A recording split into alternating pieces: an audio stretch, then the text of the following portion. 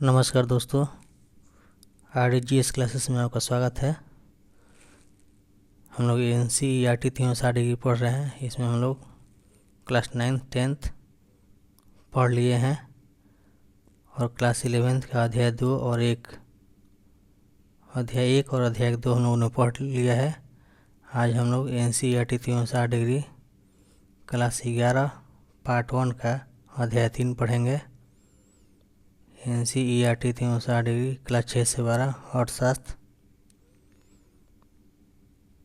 अध्याय 3 उदारीकरण, निजीकरण और वैश्वीकरण एक समीक्षा। आज के विश्व में आम सहमति है कि केवल आर्थिक विकास ही सब कुछ नहीं है तथा सकल घरेलू उत्पाद ही समाज की प्रगति का एकमात्र अनिवार्य सूचक नहीं है। यह कथन किसका है? KR नारायणन। आज के विश्व में आम सहमति है कि केवल आर्थिक विकास ही सब कुछ नहीं है तथा सकल घरेलू उत्पाद ही समाज की प्रगति का एकमात्र अनिवार्य सूचक नहीं है। यह कथन किसका है? KR नारायणन। आंसर ये हो जाएगा KR नारायणन का। स्वतंत्रता के बाद भारत ने अर्थव्यवस्था के ढांचे को अपनाया। मिश्रित। नीचे कुछ विद्वानों का मत दिया है, उस पर विचार करें। उपयुक्त में से कौन सा कथन सत्य है बताना है। भारत जिसने अपनी विकास यात्रा लगभग गतिहीनता के स्तर से वहीं आरंभ की थी जो बचत में समृद्धि और विविधतापूर्ण औद्योगिक आधार है, जो विभिन्न वस्तुओं का उत्पादन करता है। कृषि उत्पादन की निरंतर वृद्धि द्वारा खाद्य सुरक्षा सुनिश्चित हो चुकी है। उपयुक्त में से कौन सा कथन सत्य है? तो आंसर सी, A और B दोनों, 1 और 2 दोनों सत्य है। नीचे कुछ विद्वानों का मत दिया है, उस पर विचार करें। भारत जिसने अपनी विकास यात्रा लगभग गतिहीनता के स्तर से वहीं आरंभ की थी जो बचत में समृद्धि और विविधतापूर्ण औद्योगिक आधार है, जो विभिन्न वस्तुओं का उत्पादन करता है। कृषि उत्पादन की निरंतर वृद्धि द्वारा खाद्य सुरक्षा सुनिश्चित हो चुकी है। 1 और 2 दोनों सत्य है।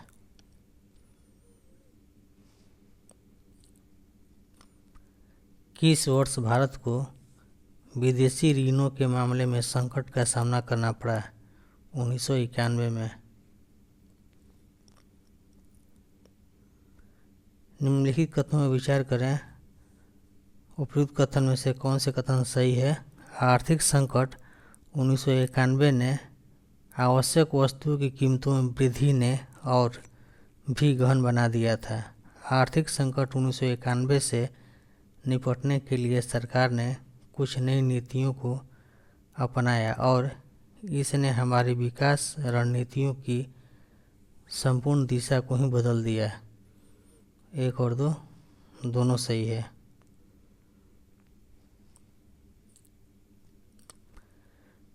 निम्नलिखित कथन में से कौन सा कथन सही है?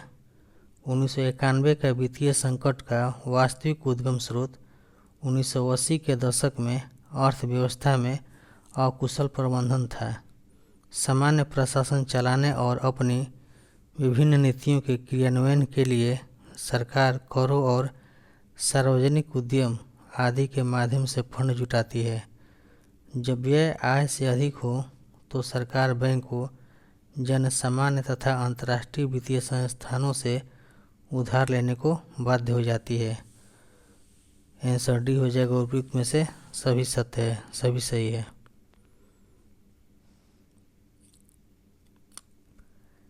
कच्चे तेल आदि के आयात के लिए हमें डॉलरों में भुगतान करना होता है और ये डॉलर हमें कैसे प्राप्त करते हैं? अपने उत्पादन के निर्यात द्वारा।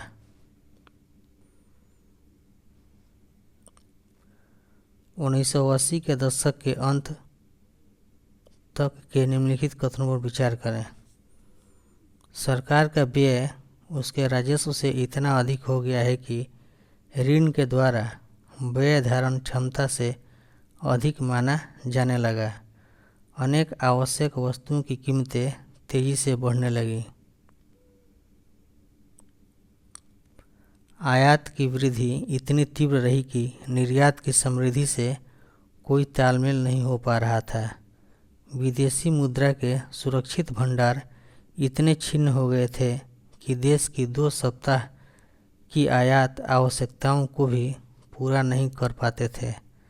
अंतर्राष्ट्रीय उधारदाताओं की ब्याज चुकाने के लिए भारत सरकार के पास पर्याप्त विदेशी मुद्रा नहीं बची थी। कोई देश या अंतर्राष्ट्रीय निवेशक भी भारत में निवेश नहीं करना चाहता था। उपयुक्त कथन में से कौन सा कथन सत्य है? आंसर डी, उपयुक्त में से सभी सत्य है।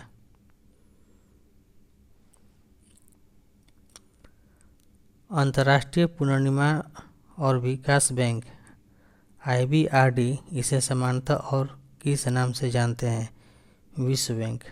अंतर्राष्ट्रीय पुनर्निर्माण और विकास बैंक IBRD इसे सामान्यतः और किस नाम से जानते हैं? विश्व बैंक। विश्व बैंक भारत सरकार को ऋण देने के लिए कुछ शर्तें लगाई। ये शर्त निम्न में से कौन सा है?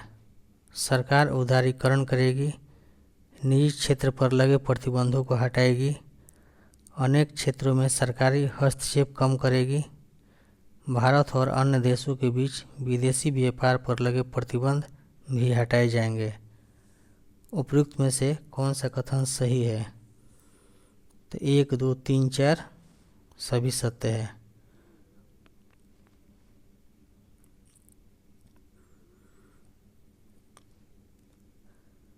नई आर्थिक नीति के तहत निम्नलिखित आर्थिक सुधारों को सम्मिलित किया गया है। समस्त नीतियों का उद्देश्य अर्थव्यवस्था में अधिक स्पर्धापूर्ण व्यावसायिक वातावरण की रचना करना, फर्मों के व्यापार में प्रवेश करने और उनकी समृद्धि में आने वाली बाधाओं को दूर करना था। उपयुक्त कथन में से कौन सा सही है? तो आंसर सी, ए और बी दोनों, यानी 1 और 2 सभी सत्य है। 1 और 2 दोनों सही है। अस्थायित्वकारी उपाय अल्पकालिक होते हैं जिनका उद्देश्य भुगतान संतुलन में आ गई कुछ त्रुटियों को दूर करना और मुद्रास्फीति का नियंत्रण करना था। आंसर ये हो जाएगा मुद्रास्फीति। अस्थायित्वकारी उपाय अल्पकालिक होते हैं जिनका उद्देश्य भुगतान संतुलन में आ गई कुछ त्रुटियों को दूर करना और मुद्रास्फीति का नियंत्रण करना था।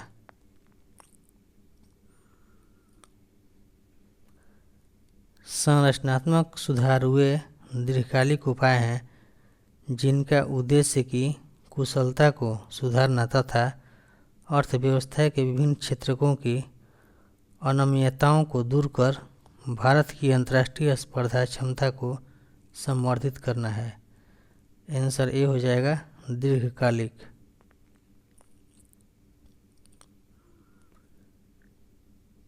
अर्थव्यवस्था के विभिन्न क्षेत्रों की अनियमितताओं को दूर कर भारत की अंतर्राष्ट्रीय स्पर्धा क्षमता को संवर्धित करना है। इस दृष्टि से सरकार ने अनेक नीतियां प्रारंभ की।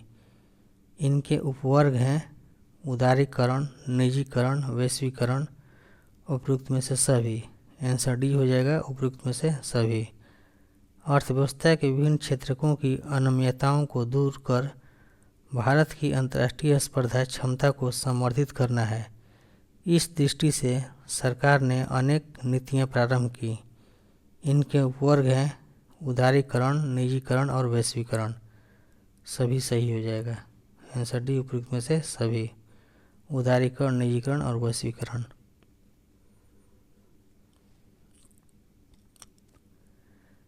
नीचे एक कथन और एक कारण दिया गया है, उन पर विचार करें। कथन: आर्थिक गतिविधियों के नियमन के लिए बनाए गए नियम कानून ही समृद्धि और विकास के मार्ग की सबसे बड़ी बाधा बन गए। कारण: प्रतिबंधों को दूर कर अर्थव्यवस्था के विभिन्न क्षेत्रों को मुक्त करने की नीति थी। उपयुक्त में से कौन सा कथन सत्य है? सही विकल्प को चुने। तो आंसर ये हो जाएगा कथन और कारण दोनों सही है, पर कारण कथन का सही सी व्याख्या नहीं करता है।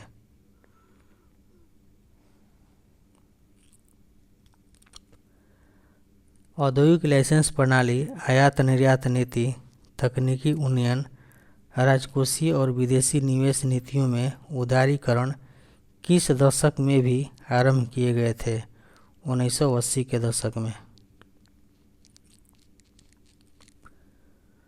औद्योगिक क्षेत्रक, वित्तीय क्षेत्रक, कर सुधार, विदेशी विनिमय बाजार, व्यापार तथा निवेश क्षेत्रक जिन पर 1991 में तथा 1991 के बाद से विशेष ध्यान दिया गया था। आंसर ये हो जाएगा 1991 और 1991। भारत में नियमन प्रणालियों को अनेक प्रकार से लागू किया गया था। सबसे पहले औद्योगिक लाइसेंस की व्यवस्था थी। अनेक उद्योगों में तो निजी उद्यमियों का प्रवेश ही निषिद्ध था। कुछ वस्तुओं का उत्पादन केवल लघु उद्योग ही कर सकते थे। उपयुक्त कथन में से कौन सा कथन असत्य है? तो आंसर डी, इनमें से कोई नहीं, यानी सभी सत्य है।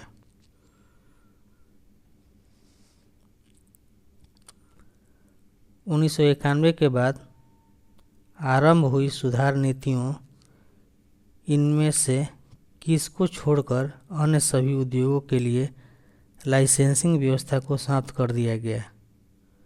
एल्कोहल, सिगरेट, जोखिम भरे रसायनों, औद्योगिक विस्फोटकों, इलेक्ट्रॉनिकी, विमानन तथा औषधि भेषज। आंसर डी, उपयुक्त में से सभी सही हो जाएगा। 1991 के बाद आरंभ हुई सुधार नीतियों इनमें से किसको छोड़कर अन्य सभी उद्योगों के लिए लाइसेंसिंग व्यवस्था को समाप्त कर दिया गया? एल्कोहल, सिगरेट, जोखिम भरे रसायनों, औद्योगिक विस्फोटकों, इलेक्ट्रॉनिकी, विमानन तथा औषधि भेषज। आंसर डी, उपयुक्त में से सभी। तो इसमें से सभी हो जाएगा, सबको समाप्त कर दिया गया।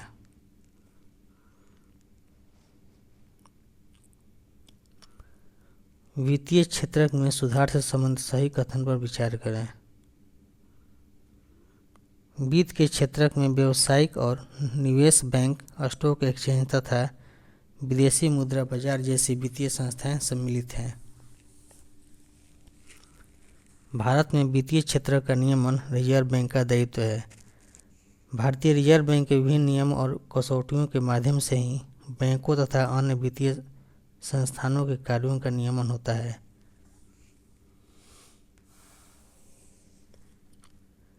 रिजर्व बैंक ही तय करता है कि कोई बैंक अपने पास कितनी मुद्रा जमा रख सकता है। उपयुक्त में से कौन सा कथन सत्य है? तो आंसर डी हो जाएगा, उपयुक्त में से सभी सत्य है।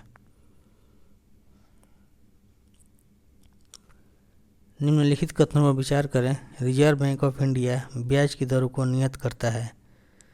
विभिन्न क्षेत्रकों को उधार देने की प्रकृति इत्यादि को भी यही तय रिजर्व बैंक ऑफ इंडिया ही करता है। वित्तीय क्षेत्र सुधार नीतियों का एक प्रमुख उद्देश्य यह भी है कि रिजर्व बैंक को इस क्षेत्र के नियंत्रक की भूमिका से हटाकर उसे इस क्षेत्र के एक सहायक की भूमिका तक सीमित कर दिया गया है।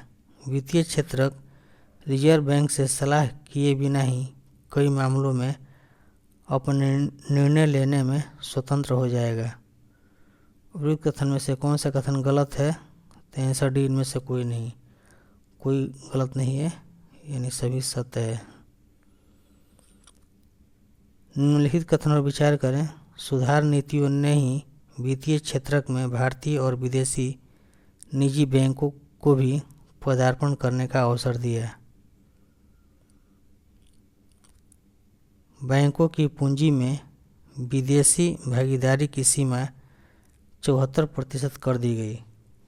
कुछ निश्चित शर्तों को पूरा करने वाले बैंक अब रिजर्व बैंक की अनुमति के बिना ही नई शाखाएं खोल सकते हैं तथा पुरानी शाखाओं के जाल को अधिक युक्तिसंगत बना सकते हैं।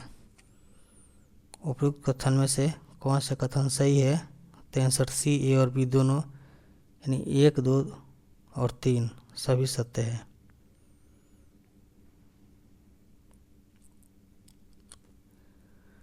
निम्न कथनों पर विचार करें एवं सही विकल्प का चयन करें। बैंकों को अब देश विदेश से और अधिक संसाधन जुटाने की भी अनुमति है। खाता धारकों और देश के हितों की रक्षा के उद्देश्य से कुछ नियंत्रक शक्ति अभी भी रिजर्व बैंक के पास ही है। विदेशी निवेश संस्थाओं FII तथा व्यापारी बैंक, म्यूचुअल फंड और पेंशन कोष आदि को भी अब भारतीय वित्तीय बाजारों में निवेश की अनुमति मिल गई है। उपयुक्त में से सभी, आंसर डी हो जाएगा। उपयुक्त में से सभी सही है।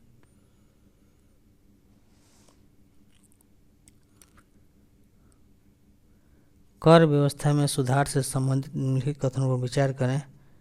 इन सुधारों का संबंध सरकार की कराधान और सार्वजनिक व्यय नीतियों से है, जिन्हें सामूहिक रूप से राजकोषीय नीतियाँ भी कहा जाता है। करों के दो प्रकार होते हैं, प्रत्यक्ष कर और अप्रत्यक्ष कर। प्रत्यक्ष कर व्यक्तियों की आय और व्यावसायिक उद्यमों के लाभ पर लगाए जाते हैं। 1991 के बाद से व्यक्तिगत आय पर लगाए गए करों की दरों में निरंतर कमी की गई है। निगम कर की दर, जो पहले बहुत अधिक थी, धीरे धीरे कम कर दी गई है। अप्रत्यक्ष करों में भी सुधार के प्रयास किए जा रहे हैं। उपयुक्त में से कौन से कथन असत्य है? आंसर डी, इनमें से कोई नहीं। कोई भी कथन असत्य नहीं है, इन्हीं सभी सत्य है।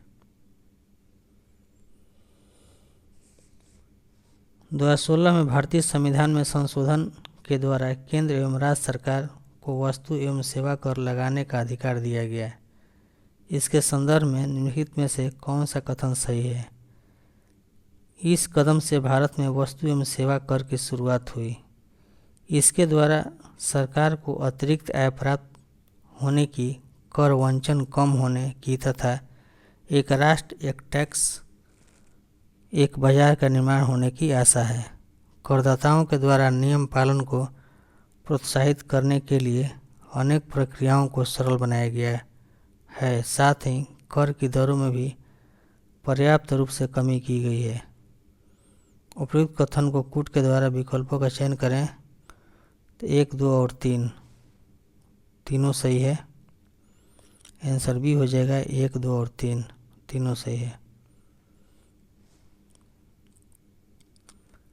विदेशी विनिमय सुधार से संबंधित निम्नलिखित कथनों पर विचार करें। विदेशी क्षेत्रक में पहला सुधार विदेशी विनिमय बाजार में किया गया था। 1991 में भुगतान संतुलन की समस्या के तत्कालिक निदान के लिए अन्य देशों की मुद्रा की तुलना में रुपये का अवमूल्यन किया गया। अन्य देशों की मुद्रा की तुलना में रुपये का अवमूल्यन से देश में विदेशी मुद्रा के आवागमन में वृद्धि हुई। विदेशी विनिमय बाजार में रुपये के मूल्य के निर्धारण को भी सरकारी नियंत्रण से मुक्त कराने की पहल की गई। विदेशी मुद्रा की मांग और पूर्ति के आधार पर विनिमय दरों को निर्धारित कर रहा है। उपयुक्त में से कौन सा कथन सत्य है? आंसर डी, उपयुक्त में से सभी सत्य है। व्यापार और निवेश निधि सुधार से संबंधित सही कथन पर विचार करें। अर्थव्यवस्था में औद्योगिक उत्पादों और विदेशी निवेश तथा प्रौद्योगिकी की अंतर्राष्ट्रीय प्रतिस्पर्धा की क्षमता को प्रोत्साहित करने के लिए व्यापार और निवेश व्यवस्थाओं का उदारीकरण प्रारंभ किया गया। कार्यक्रम का उद्देश्य स्थानीय उद्योगों की कार्य कुशलता को सुधारना और उन्हें आधुनिक प्रौद्योगिकी को अपनाने के लिए प्रोत्साहित करना भी था। उपयुक्त में से कौन सा कथन सही है? तो आंसर सी हो जाएगा। ए और बी दोनों, यानी केवल 1 और केवल 2, 1 और 2 दोनों सही है। भारत आंतरिक उद्योग के संरक्षण के लिए निम्नलिखित नीति को अपना रहा था। आयात के परिमाण को सीमित रखने की नीतियां अपना रहा था। आयात पर कड़े नियंत्रणों और उच्च प्रशुल्कों का प्रयोग होता था। आंसर सी, ए और बी दोनों सही है। कौन सी नीतियां कुशलता और स्पर्धा क्षमता को कम करती थीं, जिससे देश में विनिर्माण उद्योगों की समृद्धि दर कम हुई है? भारत आंतरिक उद्योगों के संरक्षण के लिए आयात के परिमाण को सीमित रखने की नीतियां अपना रहा था। आयात पर कड़े नियंत्रणों और उच्च प्रशुल्कों का प्रयोग होता था। आंसर सी हो जाएगा, ए और बी दोनों सही है। व्यापार नीतियों के सुधारों के लक्ष्य थे आयात और निर्यात पर परिमाणात्मक प्रतिबंधों की समाप्ति और प्रशुल्क दरों में कटौती और आयातों के लिए लाइसेंस प्रक्रिया की समाप्ति। हानिकारक और पर्यावरण संवेदी उद्योगों के उत्पादों को छोड़ अन्य सभी वस्तुओं पर से आयात लाइसेंस व्यवस्था समाप्त कर दी गई। अप्रैल 2001 से कृषि पदार्थों और औद्योगिक उपभोक्ता पदार्थों के आयात भी मात्रात्मक प्रतिबंधों से मुक्त कर दिए गए। आंसर डी हो जाएगा, उपयुक्त में से सभी सत्य है। नव उदारवादी वातावरण में सार्वजनिक उपक्रमों की कुशलता बढ़ाने, उनके प्रबंधन में व्यावसायीकरण लाने और उनकी स्पर्धा क्षमता में प्रभावी सुधार लाने के लिए सरकार ने सार्वजनिक क्षेत्र के उपक्रमों का चयन कर उन्हें घोषित किया गया। महारत्न, नवरत्न, लघु रत्न। आंसर डी उपयुक्त में से सभी। आंसर डी हो जाएगा, उपयुक्त में से सभी। महारत्न, नवरत्न, लघु रत्न सभी हो जाएगा। लाभ अर्जित कर रहे अधिकांश सार्वजनिक क्षेत्र के उपक्रमों की स्थापना पहली बार कब की गई? 1950 और 1960 के दशकों में। निजीकरण, इसका तात्पर्य है किसी सार्वजनिक उपक्रम के स्वामित्व या प्रबंधन का सरकार द्वारा किया जाता है। आंसर ये हो जाएगा इसका, त्याग। निजीकरण, इसका तात्पर्य है किसी सार्वजनिक उपक्रम के स्वामित्व या प्रबंधन का सरकार द्वारा किया जाता है, त्याग।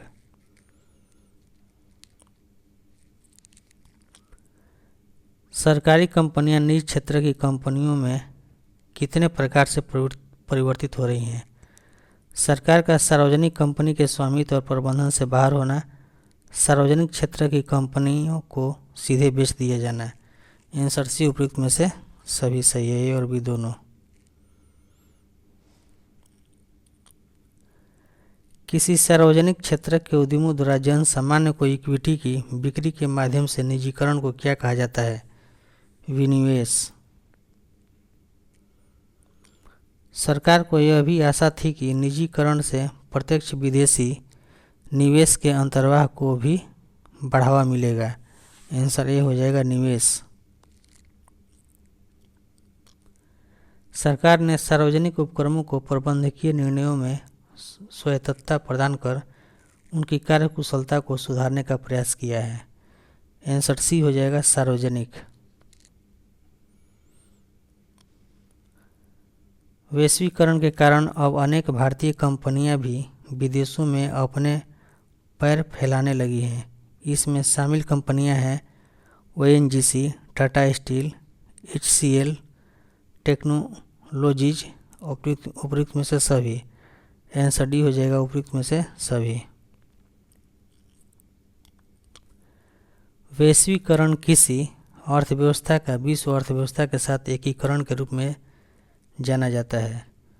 आंसर ए हो जाएगा, अर्थव्यवस्था का विश्व अर्थव्यवस्था के साथ एकीकरण। ब्रह्म प्रापण, बाह्य प्रापण वैश्वीकरण की प्रक्रिया का यह एक विशिष्ट परिणाम है। इसमें कंपनियां किसी बाहरी स्रोत संस्था से नियमित सेवाएं प्राप्त करती हैं, जिन्हें पहले देश के भीतर ही प्रदान किया जाता था। कानूनी सलाह, कंप्यूटर सेवा, विज्ञापन और सुरक्षा। उपयुक्त में से सभी। आंसर डी हो जाएगा, उपयुक्त में से सभी। निम्नलिखित कथनों पर विचार करें। संचार के माध्यमों में आई क्रांति, विशेषकर सूचना प्रौद्योगिकी के प्रसार ने अब कानूनी सलाह, कंप्यूटर सेवा, विज्ञापन, सुरक्षा इन सेवाओं को ही एक विशिष्ट आर्थिक गतिविधि का स्वरूप प्रदान कर दिया है। कानूनी सलाह, कंप्यूटर सेवा, विज्ञापन, सुरक्षा, विदेशों से इन सेवाओं को प्राप्त करने बाह्य प्रापण की प्रवृत्ति बहुत सशक्त हो गई है। अब तो ध्वनि आधारित व्यावसायिक प्रक्रिया प्रतिपादन अभिलेखांकन, लेखांकन, बैंक सेवाएं, संगीत की रिकॉर्डिंग, फिल्म संपादन, पुस्तक शब्दांकन, चिकित्सा संबंधी परामर्श और यहाँ तक कि शिक्षण कार्य भी बाह्य स्रोतों के सुपुर्द किया जाने लगा है। अनेक विकसित देशों की कंपनियां भारत की छोटी छोटी संस्थाओं से ये सेवाएं प्राप्त कर रही हैं। उपयुक्त कथन में से कौन सा कथन सत्य है? आंसर डी, उपयुक्त में से सभी सत्य है। आधुनिक संचार साधनों के माध्यमों जैसे इंटरनेट आदि से इन सेवाओं से जुड़ी रचनाओं, ध्वनियों और दृश्यों की जानकारी को तुरंत 0 से 9 तक की संख्याओं में परिवर्तित कर देश ही नहीं बल्कि महाद्वीपों के बाहर तक प्रसारित कर दिया जाता है। आंसर बी हो जाएगा 0 से 9 तक।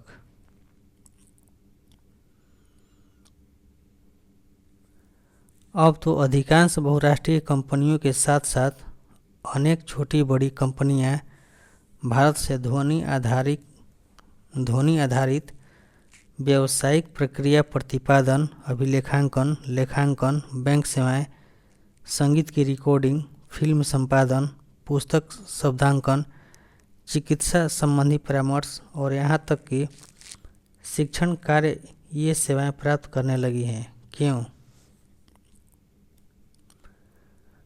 क्योंकि भारत में इस तरह के कार्य बहुत कम लागत में और उचित रूप से निष्पादित हो जाते हैं।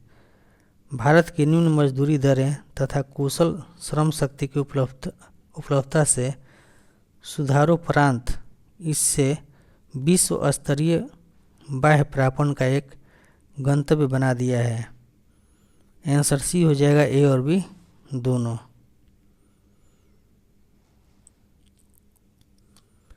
विश्व व्यापार संगठन व्यापार और सीमा शुल्क महासंधि विश्व व्यापार संगठन व्यापार और सीमा शुल्क महासंधि गैट के परवर्ती विश्व व्यापार संगठन WTO का गठन 1995 में किया गया। इसमें कुल कितने देशों ने मिलकर किए थे? 23। आंसर सी हो जाएगा 23। विश्व व्यापार संगठन व्यापार और सीमा शुल्क महासंधि गैट के परवर्ती विश्व व्यापार संगठन WTO का गठन 1995 में किया गया। उस महासंधि की रचना विश्व व्यापार प्रशासक के रूप में 23 देशों ने मिलकर कितने ईस्वी में की थी? 1948। आंसर हो जाएगा 1948। विश्व व्यापार संगठन का ध्येय ऐसी नियम आधारित व्यवस्था की स्थापना है जिसमें कोई देश मनमाने ढंग से व्यापार के मार्ग में बाधाएं खड़ी नहीं कर पाए। जिसमें कोई देश मनमाने ढंग से व्यापार के मार्ग में बाधाएं खड़ी कर पाए। इसका ध्येय सेवाओं के सृजन और व्यापार को प्रोत्साहन देना भी है। उपयुक्त में से कौन सा कथन सत्य है? तो केवल 1 और 3 सही है। विश्व व्यापार संगठन का ध्येय ऐसी नियम आधारित व्यवस्था की स्थापना है जिसमें कोई देश मनमाने ढंग से व्यापार के मार्ग में बाधाएं खड़ी नहीं कर पाए। इसका ध्येय सेवाओं के सृजन और व्यापार को प्रोत्साहन देना भी है। 1 और 3, केवल 1 और 3 सही है।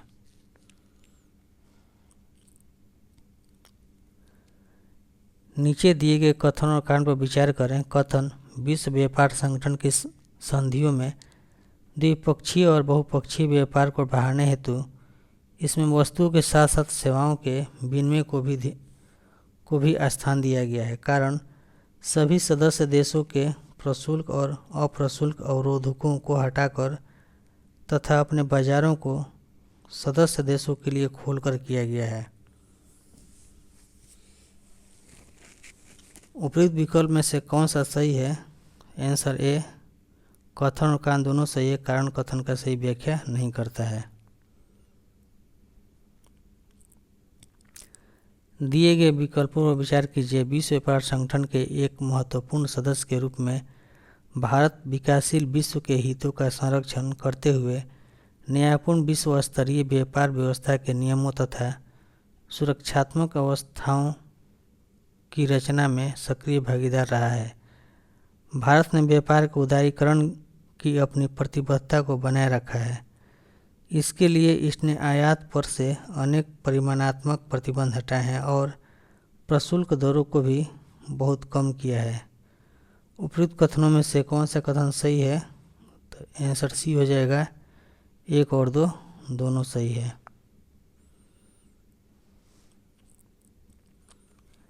निम्नलिखित कथनों पर विचार करें।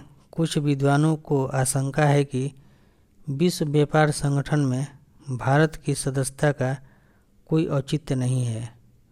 विश्व व्यापार का अधिकांश भाग तो विकसित देशों के बीच ही होता है। विकसित देश अपने देशों में जहां कृषि सहायकी दिए जाने को लेकर शिकायत करते हैं, वहीं विकासशील देश अपने बाजारों को विकसित देशों के लिए खोले जाने को मजबूर करने को लेकर छला हुआ महसूस करते हैं। उपयुक्त में से कौन सा कथन सत्य है? तो आंसर डी, उपयुक्त में से सभी सत्य है। अर्थशास्त्री किसी अर्थव्यवस्था की समृद्धि का मापन किसके द्वारा करते हैं? सकल घरेलू उत्पादन से। अर्थशास्त्री किसी अर्थव्यवस्था की समृद्धि का मापन किसके द्वारा करते हैं? तो सकल घरेलू उत्पादन से। आंसर ये हो जाएगा सकल घरेलू उत्पादन। अर्थशास्त्री किसी अर्थव्यवस्था की समृद्धि का मापन किसके द्वारा करते हैं? तो सकल घरेलू उत्पाद के।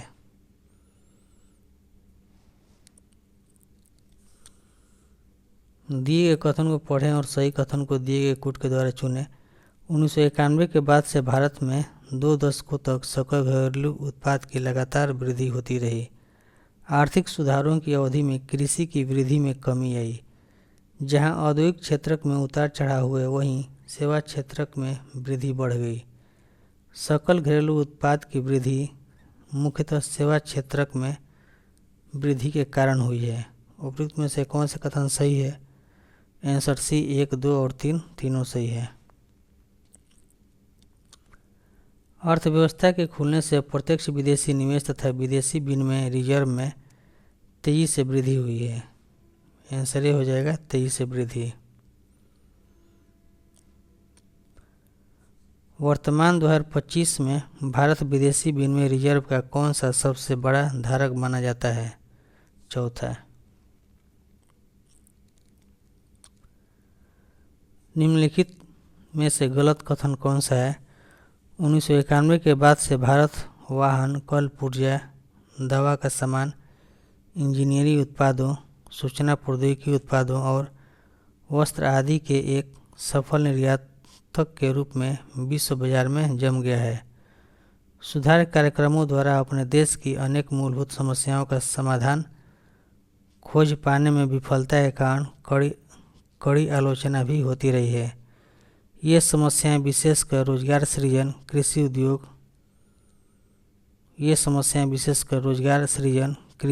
उद्योग, आधारभूत सुविधाओं के विकास तथा राजकोषीय प्रबंधन से जुड़ी हैं।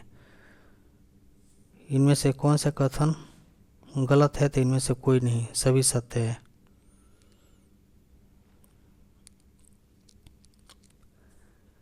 नीचे कथन दिए गए पर विचार करें। उपयुक्त में से कौन से कथन असत्य है?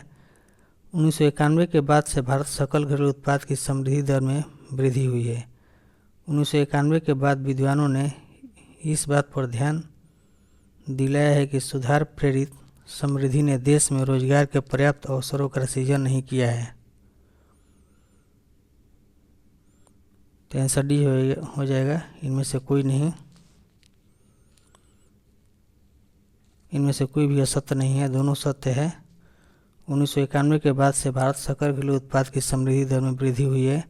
1991 के बाद विद्वानों ने इस मत पर ध्यान दिलाया है कि सुधार प्रेरित समृद्धि ने देश में रोजगार के पर्याप्त अवसरों का सृजन नहीं किया है। कोई भी गलत नहीं है, सभी सत्य है। निम्नलिखित कथनों पर विचार करें। 1991 से पहले कृषि में सुधार कार्यों से कृषि को कोई लाभ नहीं हो पाया है और कृषि की समृद्धि दर कम होती जा रही है। 1991 के बाद से सुधार अवधि में कृषि क्षेत्र में सार्वजनिक व्यय विशेषकर आधारिक संरचना अर्थात सिंचाई, बिजली, सड़क निर्माण, बाजार संपर्कों और शोध प्रसार आदि पर व्यय में काफ़ी कमी आई है। उर्वरक सहायकी की आंशिक समाप्ति ने भी उत्पादन लागतों को बढ़ा दिया है। इसका छोटे और सीमांत किसानों पर बहुत ही गंभीर प्रभाव पड़ा है। कृषि उत्पादों पर आयात शुल्क में कटौती, कम न्यूनतम समर्थन मूल्यों और इन पदार्थों के आयात पर परिमाणात्मक प्रतिबंध हटाए जाने के कारण इन क्षेत्र की नीतियों में कई परिवर्तन हुए। भारत के किसानों को विदेशी स्पर्धा का भी सामना करना पड़ा है, जिसका उन पर प्रतिकूल प्रभाव पड़ा है। आंतरिक उपभोग की खाद्यान्न फसलों के स्थान पर निर्यात के लिए नकदी फसलों पर बल दिया जा रहा है। उपयुक्त कथन में से कौन सा कथन सत्य है? आंसर डी, उपयुक्त में से सभी सत्य है। नीचे एक कथन और एक कारण दिया गया है, उस पर विचार करें। कथन: औद्योगिक समृद्धि की दर में भी कुछ शिथिलता आई है। कारण: यह औद्योगिक उत्पादों की गिरती हुई मांग के कारण है। उपयुक्त में से कौन सा विकल्प सही है? तो आंसर सी, कथन और कारण दोनों सही है और कारण कथन का सही व्याख्या करता है। औद्योगिक मांग में गिरावट के कई कारण हैं। सस्ते आयात आधारित संरचना में अपर्याप्त निवेश आदि। वैश्वीकरण की व्यवस्था में विकासशील देश अपनी अर्थव्यवस्थाओं को विकसित देशों की वस्तुओं और पूंजी प्रवाहों को प्राप्त करने के लिए खोल देने को बाध्य हुए हैं। उन्होंने अपने उद्योगों का आयातित वस्तुओं से प्रतिस्पर्धा का खतरा मोल ले लिया है। सस्ते आयातों ने घरेलू वस्तुओं की मांग को प्रतिस्थापित कर दिया है। उपयुक्त कथन में से कौन सा कथन सत्य है? तो आंसर डी हो जाएगा, उपयुक्त में से सभी सत्य है। भारत जैसे गरीब देशों को अभी विकसित देशों में विद्यमान उच्च अप्रशुल्क अवरोधकों के कारण उनके बाजारों में प्रवेश के उपयुक्त अवसर भी नहीं मिल पा रहे हैं। आंसर ए हो जाएगा, अप्रशुल्क। भारत में वस्त्र परिधान आदि के व्यापार से सभी कोटा आदि के प्रतिबंध हटा दिए हैं, पर अभी भी संयुक्त राज्य अमेरिका ने भारत और चीन से इनके आयातों से अपने कोटा प्रतिबंध नहीं हटाए हैं। आंसर बी हो जाएगा, संयुक्त राज्य अमेरिका।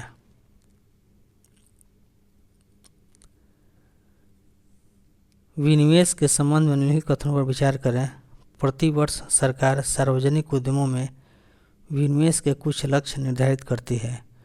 वर्ष 1991-92 में उसने विनिवेश द्वारा 2500 करोड़ रुपए जुटाने का लक्ष्य रखा था। उपयुक्त कथन में से कौन सा कथन सत्य है? तो 1 और 2 दोनों सत्य है। आंसर बी हो जाएगा, 1 और 2 दोनों।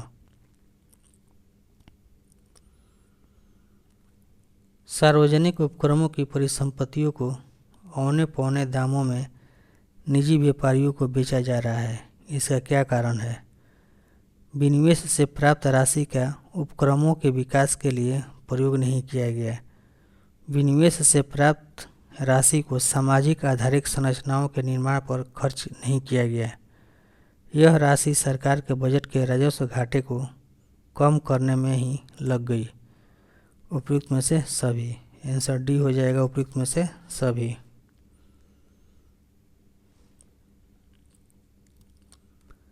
सुधार और राजकोषीय नीतियों के संबंध में निम्नलिखित कथनों पर विचार करें। आर्थिक सुधारों ने सामाजिक क्षेत्रों में सार्वजनिक व्यय की वृद्धि पर विशेष रूप से रोक लगा दी है। सुधार और राजकोषीय नीतियाँ इस अवधि में कर घटाकर और कर वंचना नियंत्रित कर राजस्व संग्रह बढ़ाने की नीतियों के यथोचित सकारात्मक प्रभाव भी नहीं मिल पाए हैं। सीमा शुल्क दरों में कटौती तो सुधार कार्यों का आवश्यक अंग है, अतः उन दरों को बढ़ाकर अधिक राजस्व जुटाने का मार्ग बंद हो चुका है। उपयुक्त में से कौन सा कथन सत्य है? आंसर सी, ए और बी दोनों, यानी 1, 2 और 3 तीनों सही है।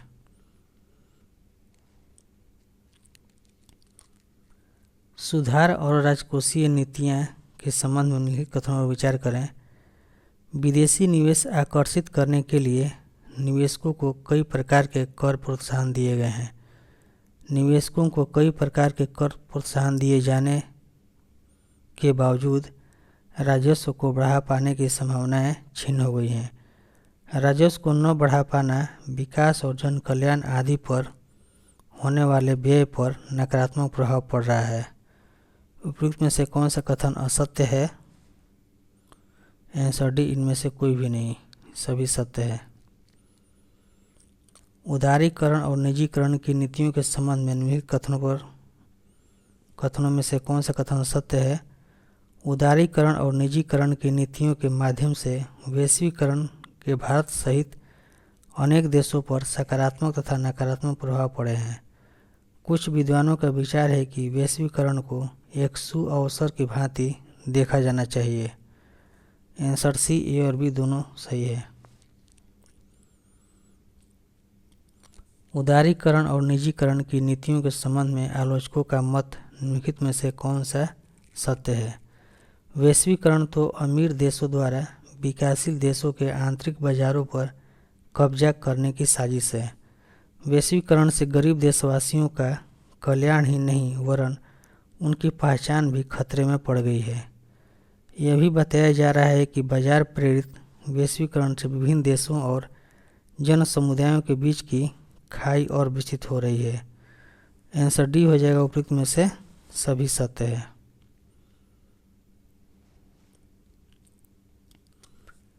भारत में वित्तीय संकट के संबंध में निम्नलिखित कथनों पर विचार करें।